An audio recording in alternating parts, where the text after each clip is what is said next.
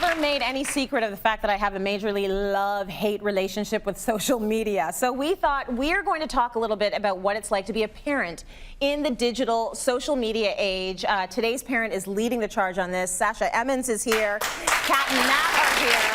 Our YouTube mommy sensations. And I love that today's parent decided to do this, Sasha. Why did you think now was the time to talk about this? Well, we really wanted to explore, we have this big new tool of social media, and what has it done to the way that we raise kids? I have a 12-year-old and a 7-year-old, and Facebook launched right before she was born, so I wasn't quite on Facebook yet, and didn't share, just did email sharing. That's all I did. And then 4 years later, my son came around, and we announced that we were pregnant with him on social. I had issues where I was in the hospital. We shared all that. He was in the NICU. We shared all that. Yep. We shared pictures of siblings meeting for the first time. So there was so much more sharing and interaction. And so we really wanted to see, since we are the first generation of parents raising kids this way, what was the effect? Very interesting. It's a whole other way of looking at things. I know my parents still don't get it. Yeah. They don't understand how, things are going out on social media. I make sure I try and tell them everything first before I put it on social media. Right. You know what? It's very important. News on social. No, you want to tell people in real life, but it's a very interesting world to live in. So you collected a bunch of stats, and some of them are really interesting. TMI. So what did people say about too much information on social media? Well, so this one was really interesting because a lot of parents, 69% told us that they think that their friends share a little bit too much on social media, but only 24% would actually admit to doing that themselves. So something's not adding up there. Wow. Well, maybe think people aren't looking at it as oversharing. Right. Well, right? And I think that it's so common when you have your first child. You're so in love with this baby, and it kind of feels like it's so life-changing. You're almost feeling like you're the first person to ever do it, and you feel like you have to share every single. Exactly. And you feel like you have to share every second. I mean, I know Kat and Nat would say, things that they shared for their first child, and then you get to your third or fourth, you're not sharing as much. Right. You're like, look, my kid ate dirt today. Yeah, exactly. Okay, so Kat and Nat, I want to show everyone the video, your first video that went viral. Because you guys are known all over the globe. Take a look. Mom Truth Friday. This goes on in every mom's head. The hamster wheel. It never freaking stops. You have the best of intentions. You're like, today I'm gonna be present, feed my kids that healthy organic chai chia quinoa smoothie. I'm gonna be completely present, put my phone down, and I'm gonna enjoy every single minute. Then you get to like 9 a.m. and you're like, get your freaking shoes on! And you're like, get upstairs, stop fighting, get to your room, right? And every day starts with, I'm not going to be that mom. No, you're not, you do. Every day it ends up that way. You go to sleep and I'm going to be different tomorrow. Right. And then the morning happens and the kids start, and that's where it goes, right? So I want to know from you two, because I watch your IG stories like it's a show now. So you just go back and forth, and Chloe's having a tantrum, and this one won't put his shoes on, and you're very calm about it. You're just like, let's see how long it takes to get out the door. And then it's just, 10 seconds of chaos about 17 times until you actually get out the door. Is there anything you wouldn't post? Of course. What would you not post? We can't tell you. Those things are secrets. After dark. We found that actually sharing through all of our social platforms has made the people that follow us feel a part of this relationship and feel supported, knowing that they're not the only ones who don't look perfect all the time, don't have a clean house.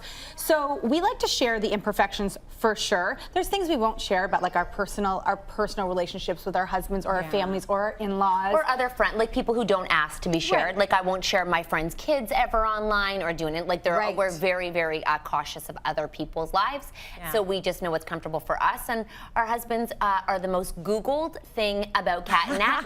Everyone is dying to see them. They're not sure if we're together. They don't know who the Marks are. It's the same name. It's all and my brother's name is Mark. It's all very confusing. Right. Are they real or are they not real? And we don't overshare to be like exhibitionists or anything like that. We do it because with the response from everyone is like, thank you for sharing. At first I thought you were like this, and now I know you're like me. Yeah. Yes, people see a couple of cute blondes and all your white furniture. Yes, I know. And they come to assumptions. Everyone's like, well, they have nannies. Not that there's anything wrong with having nannies. Have all the nannies if you can afford all the nannies. Yes. You have none. Yeah. So you've got your 9. I'm like, I wish. No, you no, they have none. And so you are getting by. You are the primary caregivers. There's 7 kids between you two. So there's a lot going on at any given time. Here's what I want to know, because I grapple with this in my kids. So I am on my phone because my whole world is now on my phone. So my email's there, my Google Maps there, and the weather's there, my calendar's there. Do you worry about your kids seeing you on these devices all the time, like doing the IG stories or on the tablet, and what they're getting from that? We're so conscious of how we educate them about it. Like at dinner time, all the devices go away, so we sit down. And on the weekends, often we're less active, you'll notice. But I think that we educate them, and we always say, like, a like does not equal an experience. So we talk about, like, friends online and what that means, and it can validate your experiences, but you're not going for a sleepover with a friend online, right? Hopefully. So it's like, you know, we're always teaching them as we go, and I'm here because I can do this with you here, you know? So I think it's just educating them. It's not about if you feel bad, put it away. Like, you gotta pick your poison. And we also have had to let our children know that even though we're at home, our phone is our computer, and they're still working hours, and I'm not ignoring you, and I'm not just looking for entertainment. I am working. Yeah. You know, that's a hard one for them to understand too. They think you're just ignoring them, but Watching cat videos. Well, well, they think because if they got a phone in their hand, they'd be playing Minecraft or whatever. It's like, we're not playing Minecraft. It's actually, this is our livelihood. This is where we work. We work in the digital space, We'll let right? you know in 10 years how it works out. Like, no one really knows. And I will let you know with mine as well, because I don't know. we don't I know. don't. Yeah. I feel like a bit of a hypocrite sometimes because my kids aren't allowed on technology Monday to Friday, and there I am. They're also not allowed smashing to out drive emails until they're 16. You That's know what true. I mean? That's Like, true. we got to be okay with it. It's our life right now, and I think my parents used to read the newspaper, and I would not interrupt them. So it's just this. It's this thing that we have to stop feeling bad about ourselves all the time and own it. This is what I do, and then be okay with when you're off it and on it. We just got to stop living in this world of. It's interesting that we feel so guilty about that. And you think back to the 70s with your parents in the station wagon and no seatbelts and no car seats and smoking a cigarette with the windows up. You got it. And like you're bumping around in the back and the door's not locked. And they probably had drinks before they got in the There's car. no guilt. There's no guilt. No, they're high-fiving. They were having a great time. We did it. We did it. Okay. I want to show everyone the cover you did for Today's Parent magazine. Sasha, this had to be fun for everyone at Today's Parent and for your families.